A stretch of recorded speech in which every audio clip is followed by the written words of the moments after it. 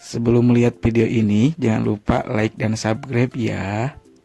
Bismillahirrahmanirrahim. Assalamualaikum warahmatullahi wabarakatuh.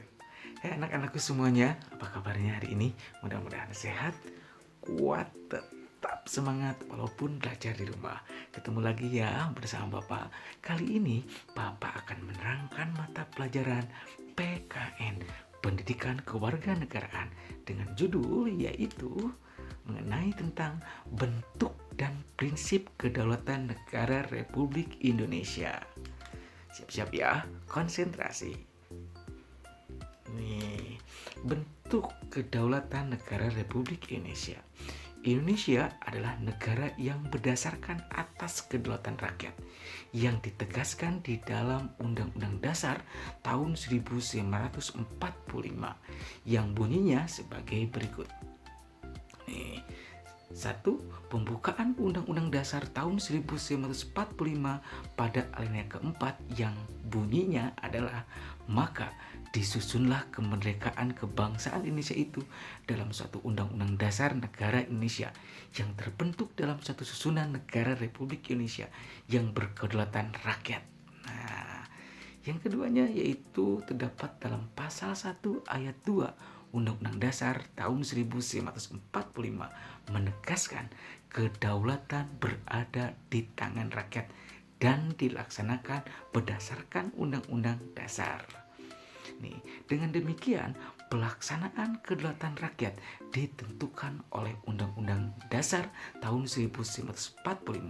Artinya, Undang-Undang Dasar tahun 1945 menentukan bagian mana dari kedaulatan rakyat yang pelaksanaannya diserahkan kepada badan atau lembaga yang keberadaan dan wewenang tegas serta fungsinya ditentukan oleh Undang-Undang Dasar.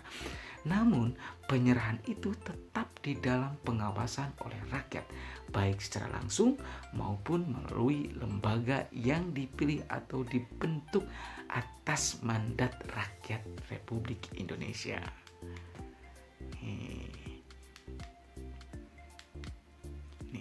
2. Prinsip-prinsip kedaulatan negara Republik Indonesia. Negara Indonesia adalah penganut teori kedaulatan rakyat dan kedaulatan hukum, sehingga jelas bahwa Indonesia menganut paham demokrasi. Sebagai negara yang menganut kedaulatan rakyat, Indonesia memiliki prinsip-prinsipnya, yaitu sebagai berikut. Yang pertama, negara Indonesia adalah negara kesatuan yang berbentuk republik. Ini terdapat dalam pasal 1 ayat 1 Undang-Undang Dasar tahun 1945. Yang kedua, kedaulatan berada di tangan rakyat dan dilaksanakan menurut Undang-Undang Dasar terdapat dalam pasal 1 ayat 2 Undang-Undang Dasar tahun 1945. Yang ketiga, negara Indonesia adalah negara hukum. Ini terdapat dalam pasal 1 ayat 3 Undang-Undang Dasar tahun 1945. Yang keempatnya, presiden tidak dapat membubarkan dan atau membubarkan DPR. Ini terdapat dalam pasal 7C Undang-Undang Dasar tahun 1945. Selanjutnya, menteri-menteri diangkat dan diberhentikan oleh presiden terdapat dalam pasal 1 ayat 3 Undang-Undang Dasar tahun 1945. Yang keenamnya, MPR hanya dapat memberhentikan presiden dan atau wakil presiden dalam masa jabatannya. Ini terdapat dalam pasal 3 ayat 3 Undang-Undang Dasar tahun 1945. Ya, selanjutnya demokrasi Pancasila. Demokrasi Pancasila merupakan demokrasi yang sesuai dengan bangsa Indonesia karena bersumber pada nilai-nilai sosial budaya bangsa Indonesia yang sudah melekat dalam kehidupan masyarakat sejak dahulu. Dalam demokrasi Pancasila ada dua asas, yaitu asas kerakyatan dan asas musyawarah untuk mufakat. Nih, maksud dari asas kerakyatan adalah asas kesadaran akan cinta kepada rakyat, menunggal, dan nasib dan cita-cita rakyat, serta berjiwa kerakyatan atau menghayati kesadaran senasib dan cita-cita dengan rakyat.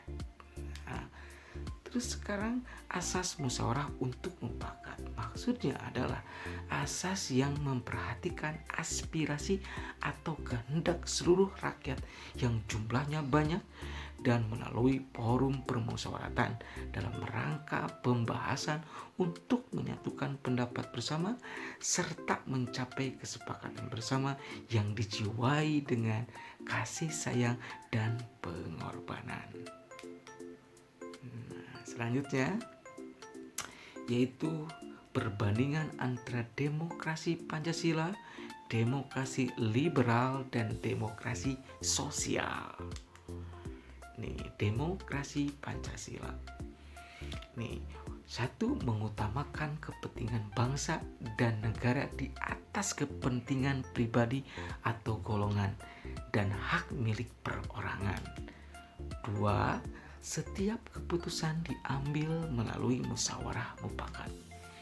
Ketiga, agama merupakan bagian yang tidak terpisahkan dari kehidupan bernegara.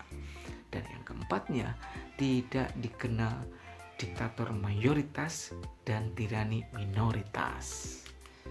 Sekarang demokrasi liberal. Yang pertama, mengutamakan kepentingan pribadi dengan mendukung sepenuhnya usaha pribadi. Kedua, keputusan diambil dari suara terbanyak. Tiga, yaitu memisahkan kehidupan urusan agama dengan kehidupan negara atau sekuler.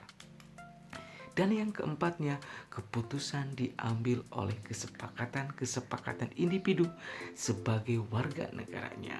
Itu adalah demokrasi liberal. Sekarang demokrasi sosial. Nih, yang pertama, mengutamakan kepentingan bersama dengan mengabaikan kepentingan pribadi.